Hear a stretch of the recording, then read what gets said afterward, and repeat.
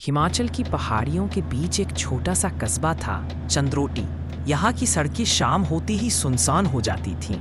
लोग कहते थे कि पहाड़ों के बीच की एक घुमावदार सड़क पर, जिसे काली मोड़ कहा जाता था, रात के समय एक सफेद साड़ी वाली औरत दिखाई देती है, जो किसी से भी लिफ्ट मांगती है। गांव वाले इसे भूतनी कहते थे।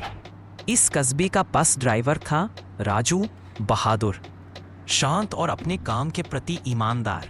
वह रोज सुबह और शाम पहाड़ी गांवों को जोड़ने वाली बस चलाता था। एक सर्द शाम, जब धुंध पहाड़ियों को अपनी चादर में समेट चुकी थी, राजू की आखिरी बस चंद्रोटी की ओर लौट रही थी। बस में सिर्फ 3 यात्री थे और रास्ता लगभग खाली था। एक धुंध भरी रात के 9 बज रहे थे जब बस काली मोड़ के आसपास पहुंची। यहाँ सड़क इतनी संकरी थी कि हल्की सी गलती जानलेवा हो सकती थी। राजू ने बस की रफ्तार कम कर दी। अचानक बस की हेडलाइट्स में सफेद साड़ी पहने एक औरत दिखी। वह रास्ते के बीच खड़ी थी। राजू का दिल थोड़ा धड़क गया। उसे किस्से याद आए, लेकिन उसने उन्हें अंधविश्वास मानकर कभी गंभीर नहीं। कई दिन तक नींद नहीं आई। वह भले ही बहादुर था, पर उस अजीब अनुभव ने उसकी आत्मा तक हिला दी थी। गांव वाले भले कह रहे थे कि औरत को शांति मिल गई है, पर राजू के मन में सवालों का सैलाब था। क्या वह सच में आत्मा थी? क्या वह किसी इंसान की मदद की पुकार थी, या कुछ और? फर्स्ट अनजाना खतरा। कुछ हफ्तों बाद बस अड्डे के मैनेजर गिरधारी लाल ने राजू को बुलाया।